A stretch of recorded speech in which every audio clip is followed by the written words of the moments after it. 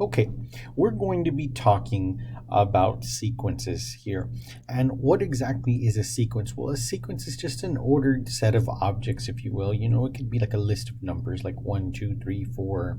Could be letters in the alphabet arranged in a particular way. There's just different ways that a sequence can take on, but we're going to be looking at the mathematical and numerical side of a sequence here. And so we're asked in this first example to write the first 4 elements of the sequence.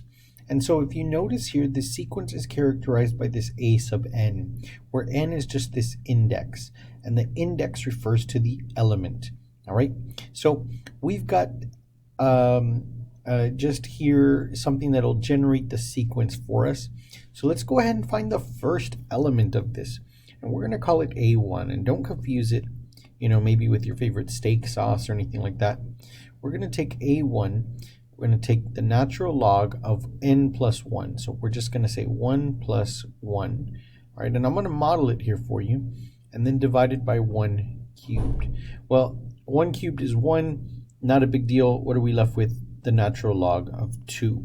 So this is the first element. All right, and we're going to kind of simplify things here from here on out, but I wanted you to see what was going on. If we take A2 now, all right, we're going to take the natural log of 2 plus 1, which is the natural log of 3. I'm sorry, the natural log of, it is the natural log of 3, divided by 2 cubed, which is 2 cubed, 8.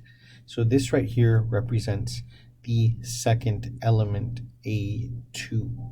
Now let's go ahead and take a look at the third element, A3. And this is going to be the natural log of 3 plus 1, which is 4, over 3 cubed, which is 27. So there is the third element in this sequence. All right, and then we're down to the last element, A4. So what is A4? Well, it's natural log of 4 plus 1, which is 5, over 4 cubed, which 4 cubed happens to be 64. And so we have found then our first 4 elements of this particular sequence. All right, so there's really nothing to it. All right, it's kind of repetitious work, if you will. Let's go ahead and take a look at another example here, number 2, and we're going to say here that the sequence is generated by the following: 1 plus 1 over n to the nth power. And so the first element then is 1 plus 1 over 1. All right, so that's A1. All right, 1 plus 1 over 1, 1 over 1 is 1, 1 plus 1 is 2, 2 to the first power is just 2. So that's the first element, but I think it's probably beneficial for us to write the rest of them out. So let's see what this A2 looks like.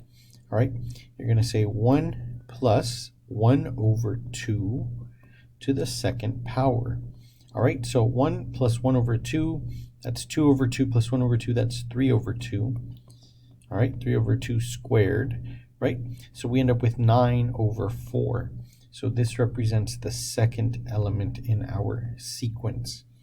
Now let's take a look at A3, which is 1 plus 1/3, quantity cubed in this case. So that's 3/3 plus 1/3, that's 4/3, and we're going to cube that. So we cube each of these elements here. We end up with 64 over 27. And so that is our third element in the sequence. And now we're down to the fourth element, the last one that we need here to finish this out. 1 plus 1/4 to the fourth power. All right, that's simply 5 out of 4 to the fourth power. You raise the 5 and the 4 to the fourth power. You get 625 over 256. And you can verify all of this on a calculator. But of course, mental math works too.